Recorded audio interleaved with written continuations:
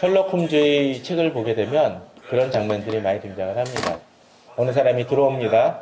그러면 그 사람에 대해서 잠깐 보고서는 셜록은 이야기를 합니다.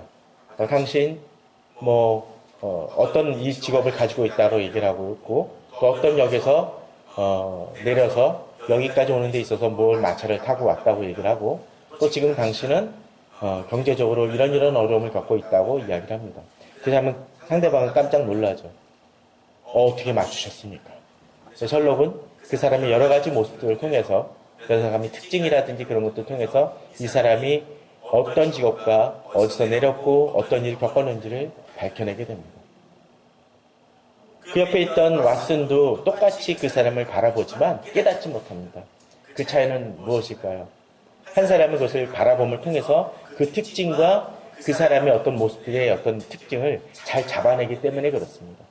그에 반해서 왓슨은 그냥 평범한 사람처럼 그 사람의 모습을 그냥 평범하게 바라볼 뿐이죠. 우리 주변에도 그렇게 어떤 상황에 대해서 잘 깨닫는 사람들이 있습니다. 예컨대 어떤 건축가는 어떤 집에 들어갔을 때 그 건축에 대해서 정확하게 알아냅니다. 그래서 남들이 그 건축에 대해서 별반 관심이 없을 때 그 건물이 어떻게 지어졌고 이 건물을 할 때 어떤 문제점이 있고 그런 것들을 잘 이야기를 합니다. 근데 어떤 사람은 또 그러죠. 어느 문화재나 관광지 갑니다. 가가지고 딱 다른 사람들 와 멋있다라고 얘기를 하는데 그 문화재에 대해서 아주 잘 설명하는 사람들이 있습니다. 그러면 야 너 어떻게 알았어? 라고 얘기하면 그 사람이 뭐라 그러나요? 저기 설명서 봤어. 안내문 봤어. 안내문에 써있더라. 이 두 사람의 차이는 어떤 것입니까? 한 사람은 안내문을 볼 수 있는 눈이 있었다라는 것이고 한 사람은 그렇지 않다라는 것입니다.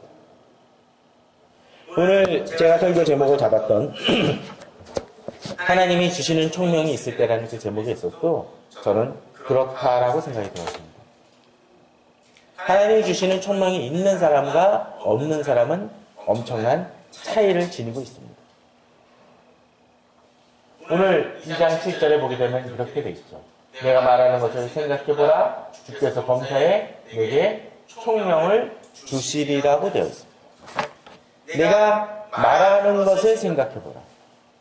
우리가 디모데후서를 보면서 계속적으로 반복되어진 단어. 내가 전해준 거, 내게 부탁한 거, 그런 표현을 바울은 디모데에게 계속적으로 반복하여 이야기합니다. 그런데 여기서 또 하나의 특징이 있죠.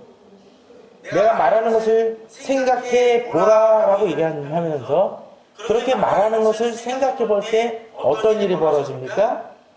그렇게 깊이 말하는 것을 생각해 볼 때 주께서 우리에게 무엇을 주신다고요? 총명을 주신다. 아마 요새만큼 이 총명이 필요한 때가 없을 것 같습니다.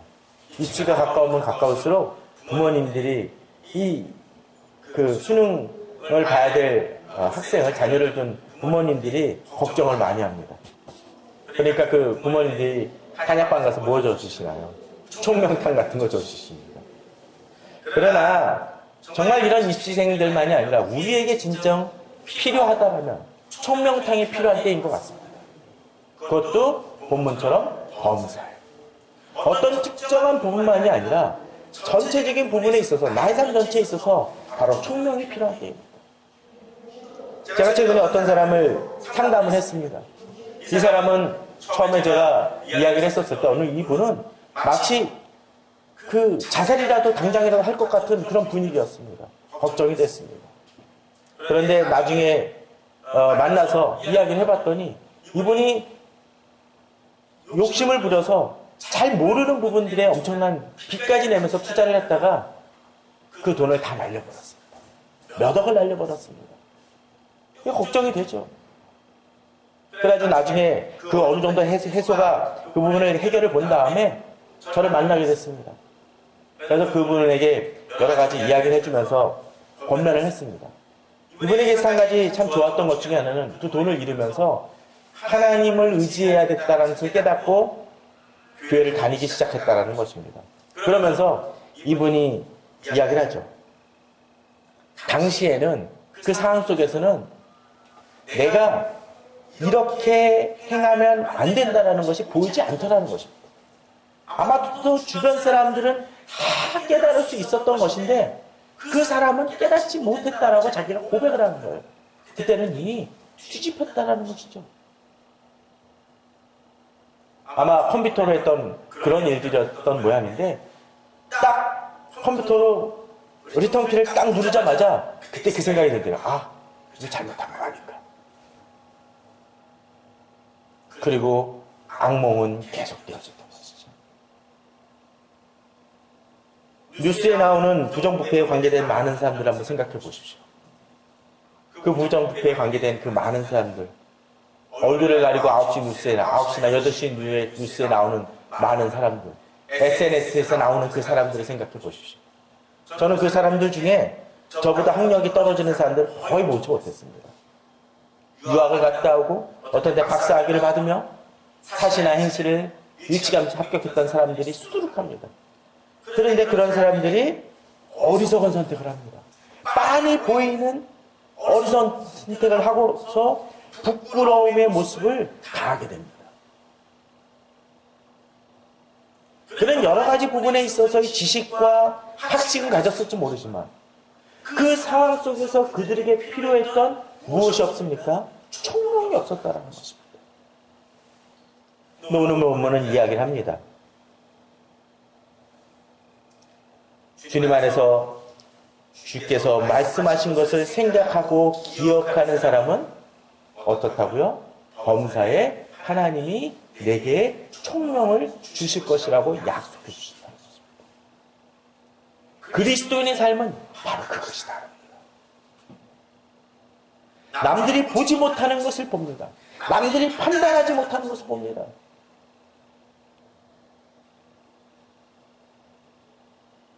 그러게 우리들은 이 총명을 가진 자로서 다르게 살아갈 필요가 있습니다.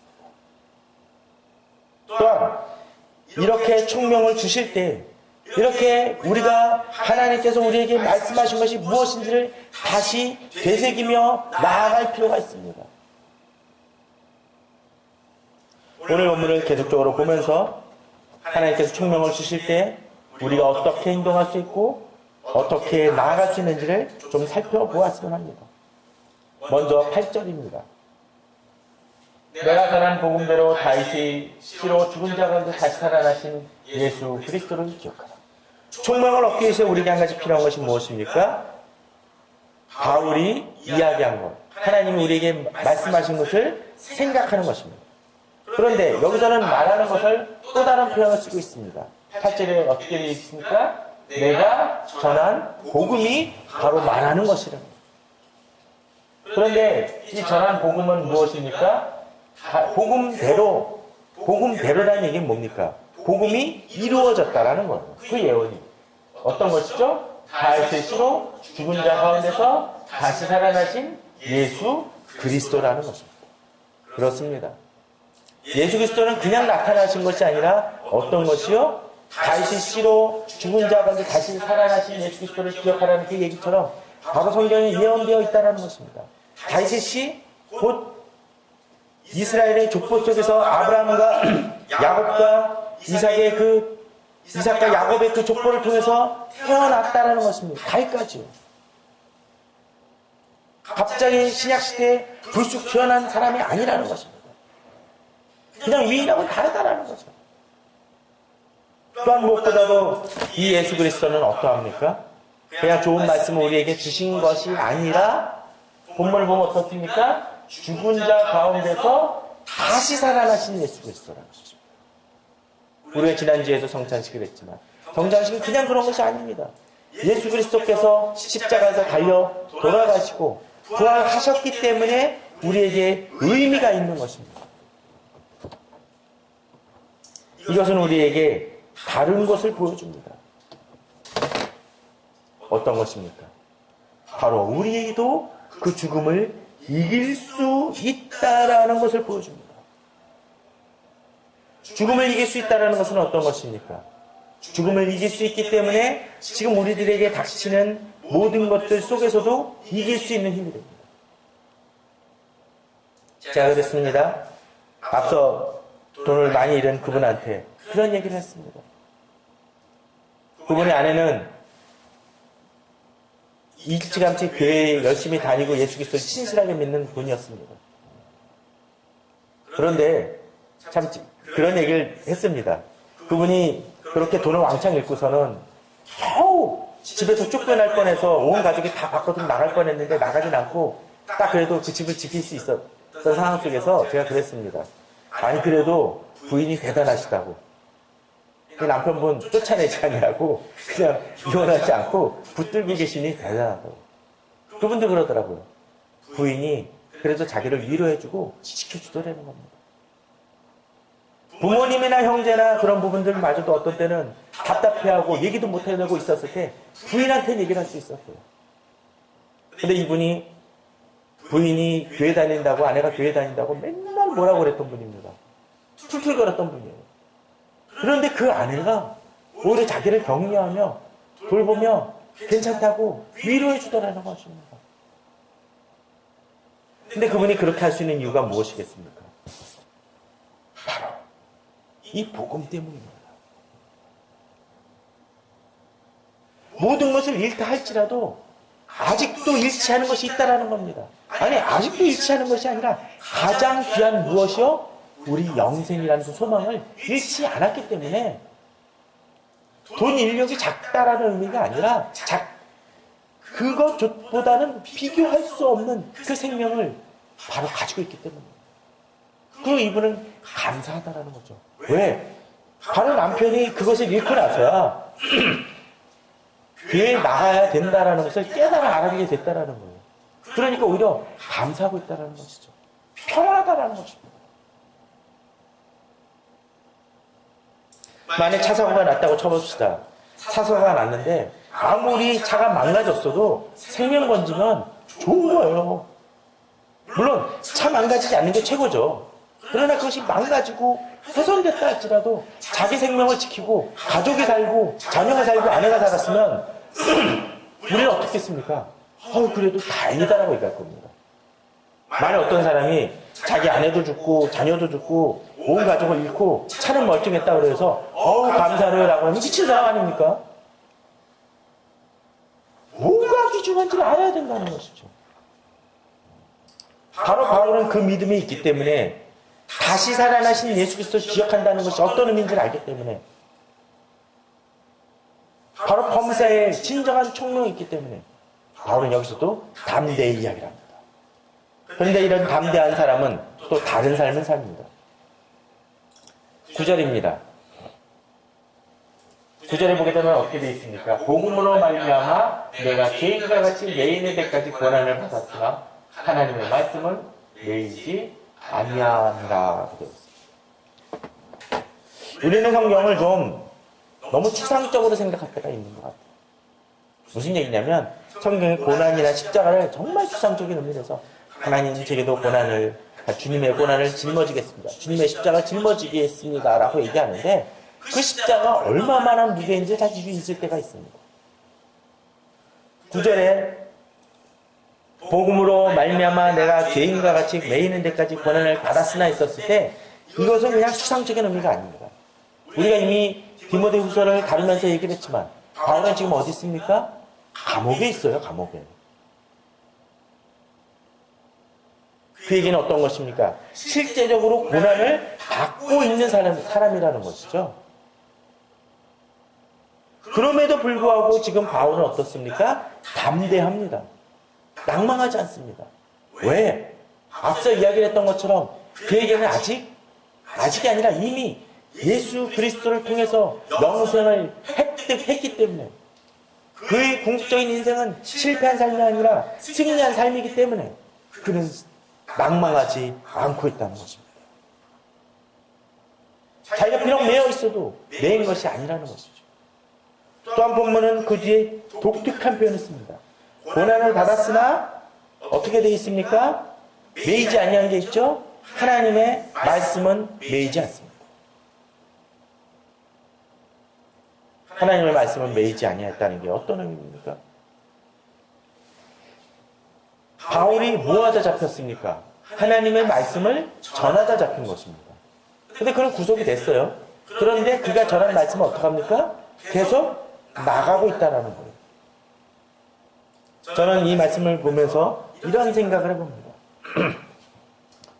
예를 들자면 옛날 소련 또는 뭐 중국 같은데 뭐 유명한 정치 인사들이 양심수들이 구속되어 있는 모습을 가끔 보게 되죠. 그죠? 근데 그 사람들이 자기 친지나 그런 사람들한테 다 묘하게 글을 써가지고 남겨줍니다. 그리고 글이 소련의 또는 중국의 여러 다른 단체들한테 그 말이 퍼져나가게 되고 그걸 통해서 그 사람들이 위로를 받거나 또 세계의 어떤 그 나라의 여러 가지 어려운 사정들을 알려주는 그런 일들을 하게 됩니다. 우리나라에서도 그런 일들이 있었었죠. 화장지에다가 두루마리 화장지에다가 볼펜으로 아주 깨알같이 씁니다. 옛날에 김대중 대통령도 그랬다고 합니다. 옥중에 갇혔었을 때 역사 한 장에다 아주 깨알같이 글을 썼대요. 또 어떤 때는 그 만난 사람들 묘하게 절묘하게 조그만 쪽지를 하나 건너줘요. 아주 깨알같이 씁니다. 그걸 통해서 알려줍니다. 그래서 비록 그가 옥에 갇혀있지만 옥에 갇힌 상황 속에서도 여러 가지 그 나라의 또는 세계의 그 상황을 알리는 일들을 통해서 퍼져나가게 합니다. 지금 우리 시대는 인터넷이 발달해서 더 그렇지 않습니까? 갇혀 있어도 갇힌 것이 아닙니다. 마치 그런 것처럼, 아니 그보다 더하게 비록 내 자신이 갇혀 있다 할지라도 하나님의 말씀은 매이지 아니했다라는 것은 바로 그런 파워를 얘기합니다. 아무리 세상이 복음 전하는 사람을 그리스도인들을 핍박을 하고 가두려 하고 너희들은 틀렸어 그렇게 살면 세상에 성공하지 아니한다 얘기한다 할지라도 하나님은 우리에게 역사하시기 때문에 진정 주님의 그 말씀은 이루어지고 능력을 바라며 그것을 통해서 놀라운 일들을 이루신다는 것입니다. 매여 있는 상황만 봤을 때 우리는 답답합니다. 그러나 그것을 넘어서는 것이 복음의 능력이라는 것이죠. 그 사실을 아는 것 자체가 사실 총명입니다. 세상 사람들은 그걸 모르기 때문에 타협을 합니다. 제가 어느 분 아주 연세가 많으신 어느 어머니 한 분을 말씀을 나누었습니다. 말씀에 대해 잘 모르신다 그래서 가르쳐 드렸습니다. 그런데 시편 1편을 가지고 제가 말씀을 좀 기본적인 걸 나눴습니다. 시편 1편을 우리 너무나 잘 아는 구절이죠.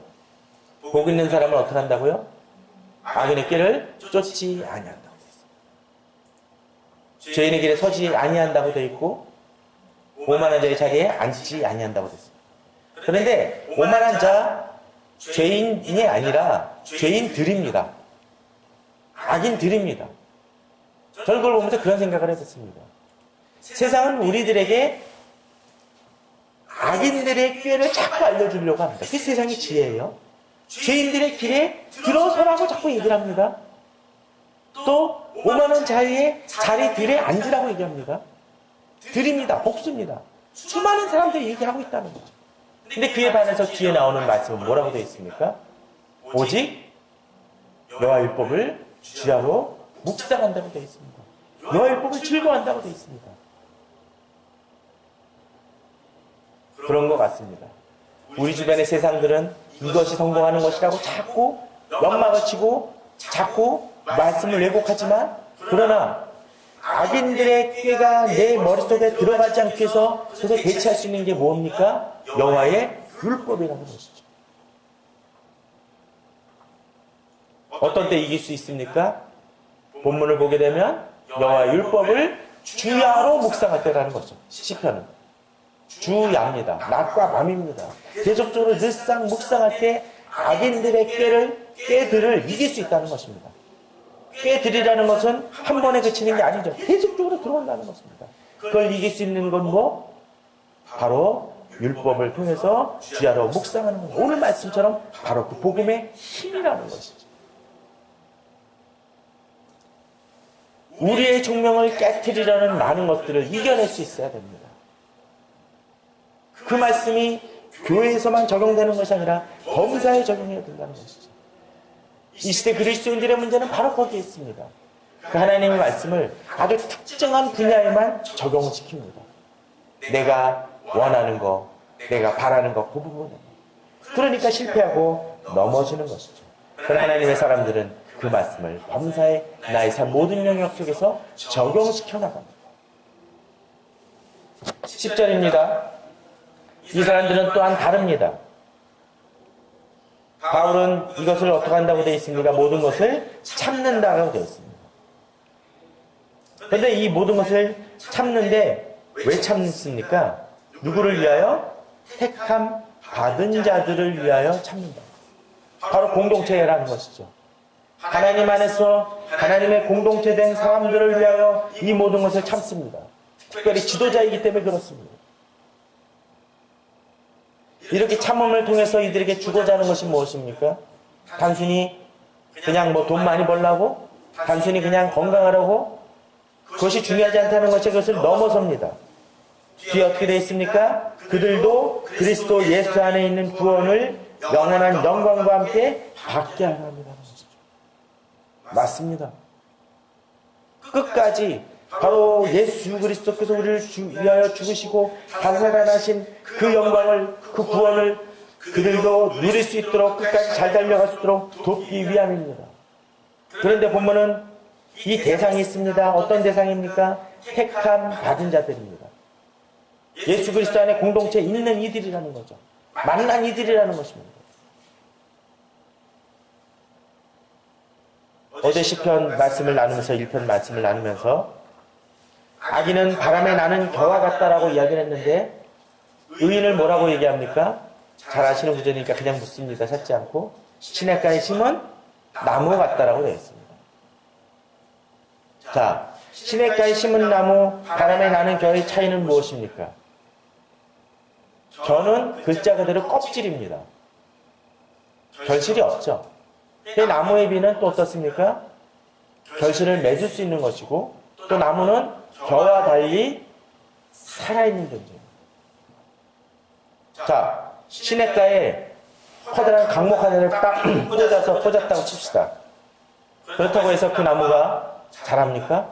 자라지 않습니다. 이유가 뭐죠? 살아있지 않기 때문에 그렇습니다. 여기서 본문 속에서 택함을 받은 자들이라는 것은 중요한 것입니다. 앞서 우리에게 범사의 총명이 주어지기 위해서 제일 먼저 전제될 건 뭐요? 바로 예수 그리스도를 만난 자들이라 된다는 것이죠. 어제 그 말씀을 나누는데 그것을 도움을 요청했던 그분의 그 어머님의 딸이 그런 얘기를 합니다. 저한테 자꾸 그런 얘기, 시편 말씀을 나누면서 주야로 묵상하는 자라고 하면서 하는 얘기를 나누니까 옆에서 자꾸 얘기합니다. 그 구원도 좀 체크를 해주세요. 왜 그렇습니까? 바로 이분도 시냇가에 심은 나무는 강목을 꽂으면 안 된다라는 거예요. 전제가 일단 살아 있어야 된다는, 거듭남이 있어야 된다는 것이죠. 저는 우리 성도님들에게 그것을 다시 한번 강조합니다. 예수 그리스도 안에서 내가 정말로 거듭난 자인가 언제나 돌아보라는 것이죠. 물론 이 거듭남은 매번 반복되는 것이 아닙니다. 한번 예수 그리스도 영접했다라면 그것은 상실될 수 없는 것입니다. 그러나 어떤 날 그 출발점이 없다면 그건 문제겠죠. 자, 이제 그러면서 이 구원에 대해서 다시 한번 이 바울은 이야기를 합니다. 11절 12절입니다. 미쁘다 이 말이여 우리가 주와 함께 살았으면 주와 함께 죽었으면 또한 함께 살 것이요 참으면 또한 함께 왕래를 할 것이요. 자, 바로 이 말입니다. 미쁘다, 믿음직한 말이다. 우리가 주와 함께 죽었으면 또한 함께 살 것이요. 예수 그리스도와 함께 고난을 받고 죽음에 달려 죽었다라면 주님 우리를 분명 살리실 것이고 그 영광을 우리가 누릴 것이라는 거죠. 바울은 비록 갇혀있고 자기 주변은 어둡고 답답한 현실이고 자기가 기르고 있는 돌본 부모되는 바로 낙심하는 그 상황 속에서도 분명한 믿음이 있습니다. 어떤 믿음? 바로 이 영광을 누릴 것이라는 믿음입니다. 또한 이 바울은 이 투자를 누구에게 하고 있습니까? 택함 받은 자들에게 행하고 있다는 것입니다. 종종 교회가 착각하고 있는 것이 그렇습니다. 자꾸 성도만 늘리려고 합니다. 성도 늘리는 거 당연히 있어야 됩니다. 그런데 문제는 그 성도를 늘리는데 복음을 전해서 그들이 주님 안에서 거듭난 사람을 늘려야 되는데 단순히 그냥 사람들만 많이 모으려고 합니다. 마치 그런 거죠. 숲속에 나무 두 그루는 살아있는데 그 주변 나무들이 다 강목만 꽂았다면 그게 숲입니까? 아닙니다. 10년 정도만 지나면 그 강목 꽂은 건 다 썩을 거 맞을 것입니다. 썩고 말 것입니다. 왜? 죽은 나무기 때문에. 이 세상에 교회가 힘이 없는 건 바로 그것입니다.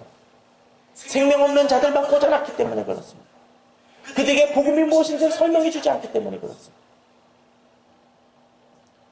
우리에게 진정 총명을 얻기 위해서는 내가 주님께서 거듭난 자임을 다시 한번 되새기는 것입니다. 우리가 쥐고 있는 것이 무엇인지를 깨닫는 것입니다. 주께서 말씀하신 것이 무엇이며 전하신 것이 무엇인지를 깨닫는 것입니다. 그럴 때 우리는 달려갈 수 있습니다. 승리할 수 있습니다. 그런데 하나 우리에게 있어서 그럼에도 불구하고 우리는 자꾸 넘어지고 실패할 때가 있습니다. 어떤 분들은 그런 상황 속에서 절망하기 때문에 답답해하고 하나님한테 원망도 합니다. 택함 받은 자들임에도 불구하고 낙심할 때가 있습니다. 그럴 수 있죠. 그러면 우리는 그 구원을 상실하는 것입니까? 아닙니다. 오늘 마지막 절은 우리들에게 그것을 보여줍니다. 13절입니다. 같이 한번 읽어볼까요? 시작. 우리는 미쁨이 없을지라도 주는 항상 미쁘시니 자기를 부인하실 수 없으리라. 자, 여기서 중요한 포인트가 있습니다. 우리는 미쁨이 없을지라도. 미쁨이라는 건 믿음을 얘기합니다. 어떤데 우리가 주님 앞에서 믿음을 가지고 살아가는 택함 받은 자들이긴 하지만 넘어질 때가 있다는 거예요. 실패할 때가 있다는 거죠. 그럴 때 우리는 낙심해서 하나님이 나를 버리시지 않을까? 하나님의 자녀에서 제외되는 것은 아닐까? 라고 생각할 수 있다는 것입니다. 그런데 나는 미쁨이 없는데 주는 어때요? 미쁨이 있으십니다. 항상. 그 얘기는 어떤 것입니까? 주님은 신실하시다는 거예요. 나에 대한 약속을 잊지 않으신다는 것이죠. 어느 사람이 로또 복권이 당첨됐다고 쳐봅시다. 근데 로또 복권이 당첨이 됐는데 찾아가지 않은 복권이 꽤 된다고 얘기를 해요. 근데 그러면 만일 어느 사람이 로또 복권이 됐다가 수십 년 지난 다음에 그걸 찾으러 가면 찾을 수가 있겠습니까? 없습니다. 왜요? 기한이 지났기 때문이라는 거죠. 그러니까 가끔 어떤 채권은 그 계약서는 언제나 유효해서 그걸 가지고 되어지는 경우가 있습니다. 땅 갖고 뭐 할 때 보면 그럴 때 있죠. 옛날 땅 문서를 찾아가지고 원주인을 찾음을 통해서 그 땅 주인이 자기 권리를 주장을 해가지고 소송이 벌어지는 일들이 벌어집니다. 우리 주님이 그런 분이라는 거죠. 한 번 맺은 나의 자녀는 항상 나의 자녀이고 놓지 않으신다는 것이죠. 그리고 어떤 때 우리가 실패하고 넘어진다 할지라도 우리 주님은 나를 붙드시고 나를 이끄시는 분, 나를 회복시키시는 분이시죠. 어떤 때 내가 너무나 넘어지고 실패해서 세상 사람들, 어떤 때 가족들마저도 나를 버리는 것 같은 때에도 누가 우리를 지키십니까? 바로 주님이 나를 지키시고 나를 돌보시며 책임져 주신다는 것입니다. 그러기에 우리들은 더욱더 담대할 수 있습니다. 나의 모든 것이 실패한 것처럼 비춰질 때 주죠. 나를 붙드시는 하나님이 있기 때문에 우리는 기도합니다. 내가 비록 아무리 잘못을 범하고 죄를 범했다 할지라도 주님을 바라보며 나아가며 부르짖으시고 주님은 이 돌아온 당나를 받으시고 회복시키십니다. 나의 사랑하는 아들이라고, 나의 사랑하는 딸이라고 이야기하십니다.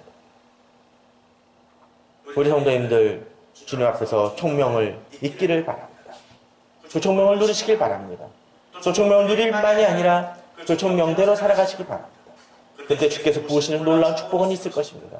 그러나 어떤 때 그 총명을 잃고 방황하고 세상 꾀에 넘어져 벼랑 끝까지 갔다 할지라도 그 벼랑 끝에서 나를 붙이시는 분이 있다는 그 사실을 믿고 절망하되 아주 절망하지 아니하시고 믿음으로 나아가 승리하시는 우리 성도님들 되시기를 주님의 이름으로 축원합니다.